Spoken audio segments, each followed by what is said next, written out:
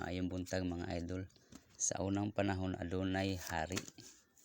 Ang iyang edad 72 years old. Aduna siya alalay nga si Jack. Ang edad ni Jack 22 years old. Kining hari masulubon kay wala na niya makita ang iyang tulo ka og suon. Gihatagan niya og 10 pesos nga pamasahe ang iyang alalay nga si Jack para maglakbay para pangitaon ang iyang igsuon. 10 pesos ra guys. Sa unang panahon barato pa man pamasahe. Niglakaw si Jack kay aron pangitaon niya ang tulo ka igsuon sa hari.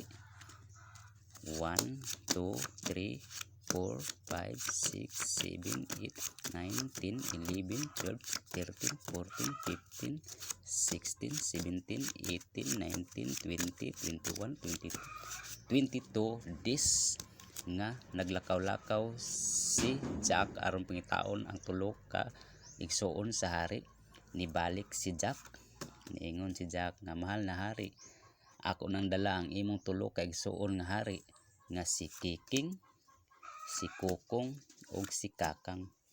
Niana dayon ang mahal na hari nga sa iyang alalay nga Jack gihatagan na pud siya og 10 pesos nga pamasahe kay para pangitaon ang tulo ka rayna nga para ipapangasawa sa iyang tulo ka igsuon. Nilakaw na pud ang iyang alalay nga si Jack.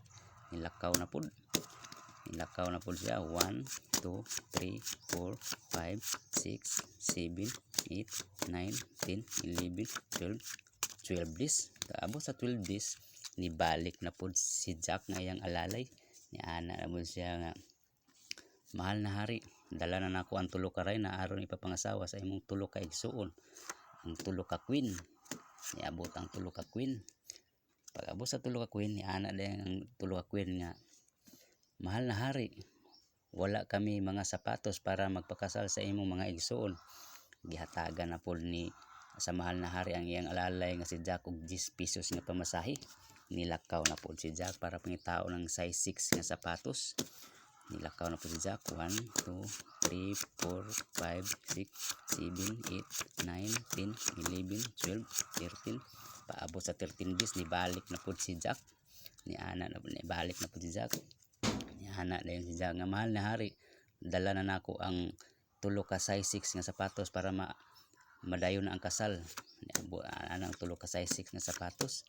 Niana dayon ang mahal na hari nga sa iyang alalay nga hatagan na pud kanako og 10 pesos nga pamasahe aron pangitaon nimong tulo ka alas nga maoy pare nga magkasal sa akong mga igsuon.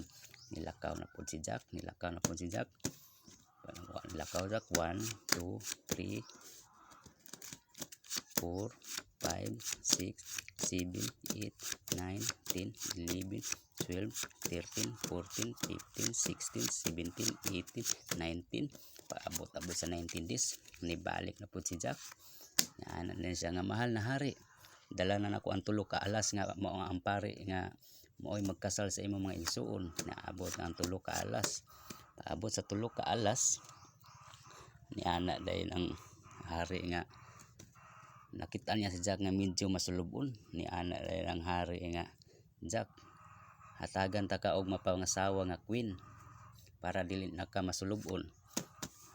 Niabot din ang queen, hatagan. Niana din si Jack nga mahal na og moalay sapatos ang queen. Gihatagan na pud siya size 6 nga sapatos. Niana na pud si kuan nga mangita na pud sila pari. Gihatagan na pud siya og alas nga pari. Pagkahuman walay. Niana si Jack nga iyang alalay nga mahal na hari, wala koy kwarta. Niana dayon ang mahal na hari, hatagan ta ka og 999 nga kwarta. Hatagan ta ka og 888 nga kwarta. Hatagan ta ka og 777 nga kwarta. Hatagan ta ka og 555 nga kwarta. Hatagan ta ka og 444 nga kwarta. Hatagan ta ka og 333 nga kwarta. 333 nga kwarta. Pagkahuman niana dayon unya hatagan ta pa jud ka og tulo ka mga gwardya naa si Janjan, si Junjun, si Junior.